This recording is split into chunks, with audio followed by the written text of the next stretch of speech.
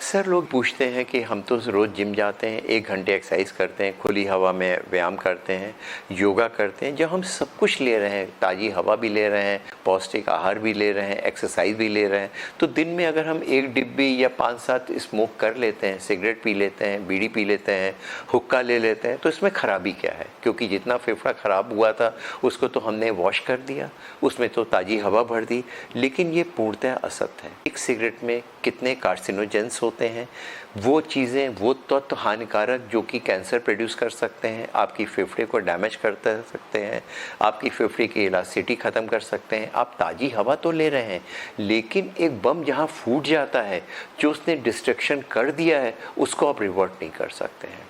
Smoking होने के बाद में चीज़ें इरिवर्सिबल होती हैं। आप लाख चीज़ें ले लीजिए, लाख ऑक्सीजन का सेवन कर लीजिए, लेकिन जो डैमेज हो गया है वो डैमेज हो गया है। उसका प्रभाव चाहे वो इमीडिएट हो, जैसे कि सांस फूलना, उसमें डैमेज हो जाना, लेकिन उसका प्रभाव 10 साल या 15 साल बाद भी आप में होता है। तो ये एक मिथ, ये भ्रांति कि हम अगर एक्सरसाइज कर रहे हैं, योगा कर रहे हैं, ताज़ी हवा में एक्सरसाइज योगा करने के साथ में कुछ और स्पोर्ट्स में पार्टिसिपेट कर रहे हैं, तो बीच में हम स्मोकिंग कर भी लेते हैं तो क्या फ़र्क पड़ता है? एक समय के बाद हाथ में कुछ और हम स्मोकिंग छोड़ देंगे तो हमें कोई बीमारी नहीं होगी।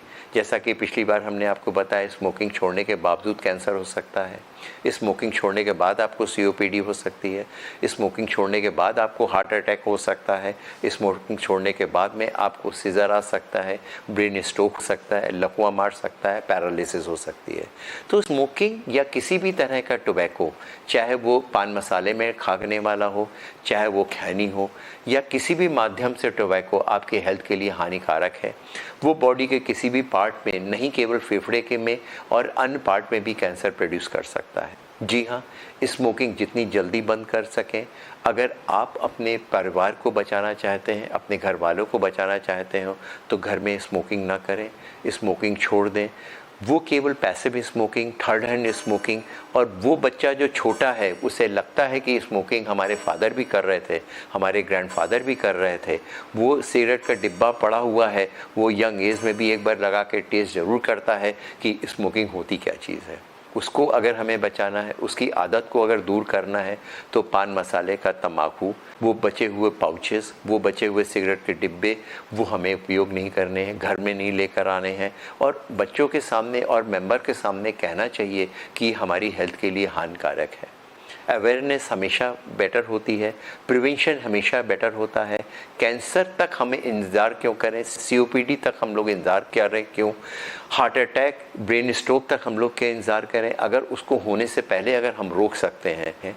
अक्सर पेशेंट में जिसमें कि स्मोकिंग की वजह से कैंसर हो गया है, अक्सर वो कहते हैं कि साहब हमने 20 साल पहले, 10 साल पहले स्मोकिंग छोड़ दी थी, उसके बावजूद हमें कैंसर हो गया, यानी स्मोकिंग से नहीं हुआ है। ये एक भ्रांति है। स्मोकिंग एक ऐसी चीज़ है जो आपको स्मोकिंग छोड़ने के 10 साल, 15 साल, 20 साल बाद भी आपको कैंसर हो जाता है।